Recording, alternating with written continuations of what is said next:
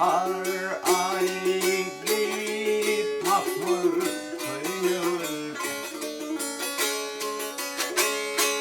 Bana ışın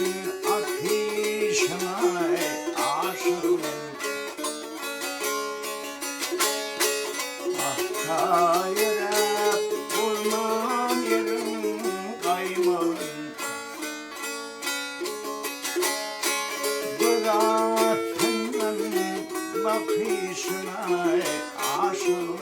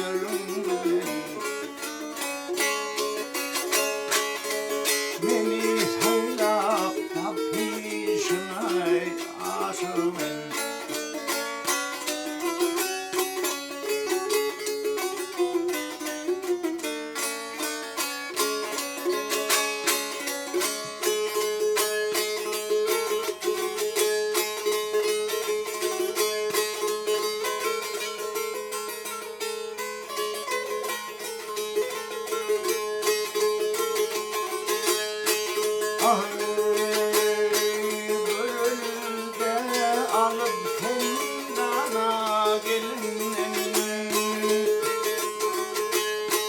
Atrafı tövheri çıkmadı dilimden Aynen öyle münheler kolumdan Benim keşke çekişine aşığım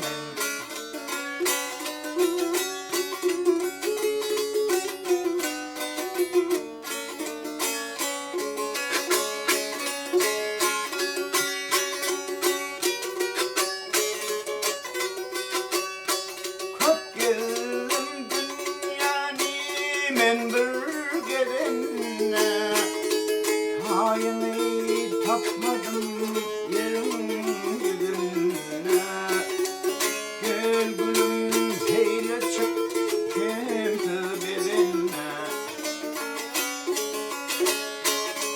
Gül yakan yakışına aşığım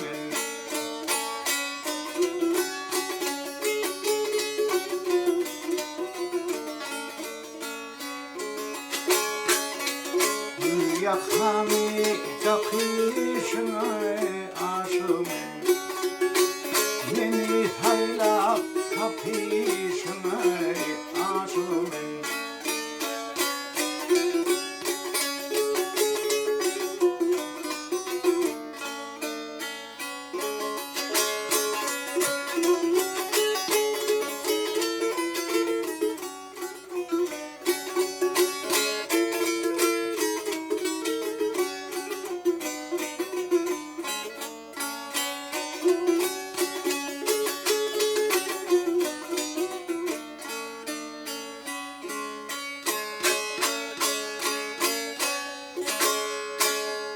Hay berekallah Hacı Muhammed, yaşınız ak olsun.